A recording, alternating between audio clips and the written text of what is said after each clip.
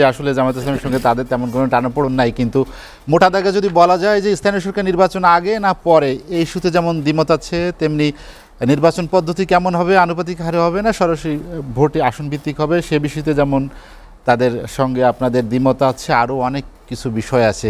সম্প্রতি কুয়েটের সংঘর্ষ নিয়েও আপনি জানেন যে আপনাদের ছাত্র সংগঠন এবং বিএনপির যে ছাত্র সংগঠন তাদের মধ্যে একটা বড় ধরনের মতদ্বৈততা শুরু হয়েছে। এই টানাপোড়েন কেন ক্ষমতা আধিপত্য লড়াইয়ে? বিসমিল্লাহির রহমানির রহিম। এসএটিভি দর্শক শ্রোতা মণ্ডলী যারা শুনতে পাচ্ছেন সবাইকে আন্তরিক সালাম অভিনন্দন। আসসালামু আলাইকুম রহমতুল্লাহ। আমাদের বিজ্ঞ সঞ্চালক এবং আমার দুই সহ আলোচক সুফু ভাই আমার জেলমেট দীর্ঘদিনের এবং মনোহর ভাইয়ের সাথে আজকে এখানে দেখা হলো। আসলে রাজনীতিতে যে অস্থিরতা আজকে যেটা হেডলাইন আপনি করেছেন, কক্সবাজার সমুদ্র সৈকতের উপর নিজেদের একটি ঠিকানা ইডেন বে, আ কনসার্ন অফ ভাইয়া হোটেলস। আমি মনে করি আমি উইলিয়াম রুকিনের একটা কথা দিয়ে শুরু করতে চাই যে রাজনীতি হলো মানুষের জীবনে সবচেয়ে কঠিন এবং অস্থির ক্ষেত্র। সুতরাং প্রত্যেক নেতৃত্ব চেষ্টা করে যে এই অস্থিরতা কমিয়ে মানুষের মধ্যে শান্তি শৃঙ্খলা এগুলোকে আনায়ন করবাই হচ্ছে রাজনীতিবিদদের অন্যতম।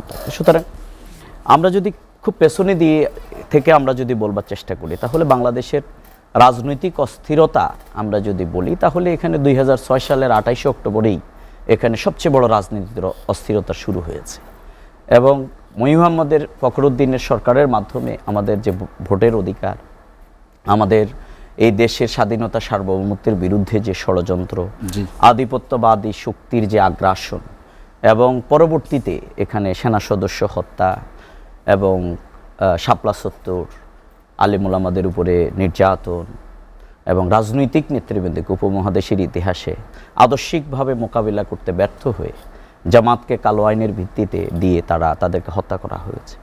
আপনি যদি বলেন তাহলে অস্থিরতার সূচনা পর্ব সবাই কিন্তু আওয়ামী লীগ শুরু করেছে এবং বিগত দিনে আমি সেদিনও বলেছিলাম যে আজকে যদি আব্রাহাম লিঙ্কন যদি জীবিত থাকতো তাহলে আমাদের শেখ হাসিনা ডেমোক্রেসিটা দেখে তিনি সবচেয়ে বেশি হতভম্ব হয়ে এটার সংজ্ঞাটা কী করবেন এটা নিয়ে খুব বিব্রত হতেন যে কখনো কখনো নিজেরা, কখনো রাতের ইলেকশন, কখনো আমির ইলেকশন।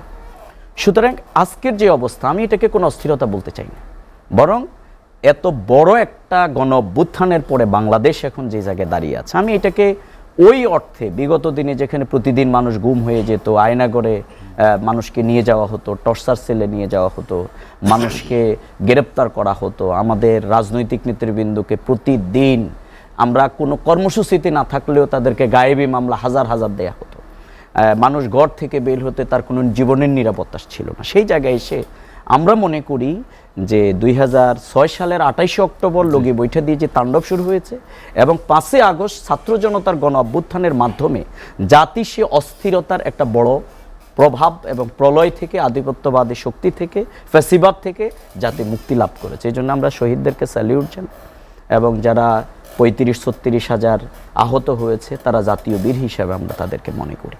আজকের যে অবস্থাটা এটা একটা পলিটিক্যাল ডিজাস্টারের পরে আপনি বলতে পারেন, এখানে একটা বড় সুনামি এবং টর্নেডো কিন্তু হয়ে গেছে। সুতরাং সেই জায়গায় এসে রাজনৈতিক দলগুলোর আজকের যে মত ভিন্নতা, এখানে আজকের যারা সরকারে আছেন আপনি দেখেন তারা কিন্তু এখানে ইচ্ছে করে আসে নাই, তাদেরকে কিন্তু আসতে হয়েছে এবং যারা আজকে ক্ষমতায় আসার পরে আমরা দেখতে পাচ্ছি তাদের অনেক ইফিসিয়েন্সি তাদের কাজ করছে। সেই জায়গায় এসে ছোটোখাটো আমাদের রাজনৈতিক দলের যেই মতভিন্নতা অথবা বিভিন্ন জায়গায় যে টুকটাক সমস্যা এগুলো আমি বড় ধরনের সমস্যা মনে করি না, বরং ব্রিটিশরা আমাদের এখানে যে ডিভাইডেড অ্যান্ড রোলের পলিসিটা রেখে গেছে তার ভিত্তিতে যদি এই ফ্যাসিবাদ উত্তর এই গণ অভ্যুত্থান পরবর্তী বাংলাদেশে রাজনৈতিক দলগুলো আবার সেই কায়দায় সেই পথে হাঁটে সেটা হবে জাতির জন্য দুঃখজনক। আমি সেই জায়গা থেকে বলবো দেখেন ডেমোক্রেসির বিউটিটা হচ্ছে ডিফারেন্ট অপিনিয়নটা। আমি একটু যোগ করি আপনার সঙ্গে। আপনার দলের আমির ডক্টর শফিকুর রহমান সাহেব বলেছেন যে ফ্যাসিবাদ চলে গেলেও, স্বৈরাচার চলে গেলেও ফ্যাসিবাদ বা স্বৈরাচারী আচরণ এখনো রয়ে গেছে। অবশ্যই রয়ে গেছে, অবশ্যই রয়ে গেছে। আপনি এক নম্বর যদি ধরেন ক্ষমতায় যারা আছে এখানে, তারপরে প্রশাসনের যে 3-4 স্তরে যারা আছে এখন সবাই কিন্তু ফ্যাসিবাদের দোষর হিসেবে এখানে আছে এবং আপনি বিগত দিনে 14-15 বছর এখানে কিন্তু যারা এদেশের এফিসিয়েন্স স্কিল অফিসার ছিল তাদেরকে কিন্তু ওএসডি করে রাখা হয়েছে, অর্থাৎ রাষ্ট্রকে 41 সাল পর্যন্ত আপনার ভারতের আধিপত্যবাদের শক্তির প্রলাপেই মূলত বাংলাদেশের রাষ্ট্র ক্ষমতাকে আওয়ামী লীগ এখানে সাজিয়ে, সুতরাং ভোটের অধিকার, ভাতের অধিকার সবই এখানে নিয়ে যাওয়া হয়েছে। সুতরাং আমি মনে করি এখানে ফ্যাসিবাদী আচরণ, তৎপরতা, লুণ্ঠন, চাঁদাবাজি সবই কিন্তু এখন অব্যাহত, এবং প্রশাসনেও কিন্তু কারা করছে? বিভিন্ন যন্ত্র না। আপনি কেন, শেখ হাসিনা পালিয়েছে, আপনি দেখেন আওয়ামী লীগের যে গত রাষ্ট্র ক্ষমতায় যারা ছিল তারা এখনো এখানে আছে। সুতরাং আমরা এখানে, শফু ভাই এখানে আছেন, আমরা একসাথে নির্যাতিত হয়েছি, মামলা খেয়েছি। আমার মনে হচ্ছে যারা সন্ত্রাসী তাদেরকে, যার আইডেন্টিটি যাই থাকুক, সে যখন সন্ত্রাস করবে তাকে সন্ত্রাসী বলবে। রাইট। আমার রাজনীতিবিদ যদি চাঁদাবাজি করে তাকে চাঁদাবাজ হিসেবে আমি আখ্যায়িত করব। রাজনীতিবিদ আমি যদি দুর্নীতি করি, আমাকে আপনার আইডেন্টিটি আমাকে করতে হবে আমি দুর্নীতিবাদ। এই যে কালোকে কালো বলার সংস্কৃতিটা, সাদাকে সাদা বলার সংস্কৃতি, এই জায়গায় আমাদেরকে আসতে হবে। এবং আমার দলের হলে একরকম, আপনার জন্য আরেক রকম, বিগত দিন সেটাই হয়েছে। আমরা মনে করি সেটা হওয়া উচিত না। এক্ষেত্রে আমি একটা কথা বলি, আমি ডেমোক্রেসির বিউটিটা আমরা যেটা বলি, যে এই যে আজকে দেখেন শুধু এমপি মন্ত্রীরা পালায়নি, বরং একবারে চেয়ারম্যান মেম্বার পর্যন্ত কিন্তু তারা পালিয়ে গেছে, কারণ তাদের রুট পর্যন্ত এবং শুধু ব্রিটেন পর্যন্ত তারা কিন্তু দুর্নীতি নিয়ে গেছে। টিউলিপ সেখানে নিয়ে গেছে, জয় আমেরিকা নিয়ে গেছে। অর্থাৎ আপনি বলতে পারেন আমাদের ওয়ার্ল্ড ওয়াইড, এই যে মনোহর ভাই যেখানে আছেন, ওয়ার্ল্ড ওয়াইড একটা আমাদের আইডেন্টিটি আওয়ামী লীগ করে দিয়েছে নেগেটিভ, যে আমরা এই জায়গায়। সুতরাং সেই জায়গায় এসে আমরা এখন যেটা মনে করি সেটি হচ্ছে লোকাল গভর্নমেন্ট ইলেকশন, যেটা আমরা জনগণ, আপনি দেখেন অনেকগুলো পত্রিকাও কিন্তু বলছে যে কোনো জায়গায় মানুষ কিন্তু দাঁড়াতে পারছে না।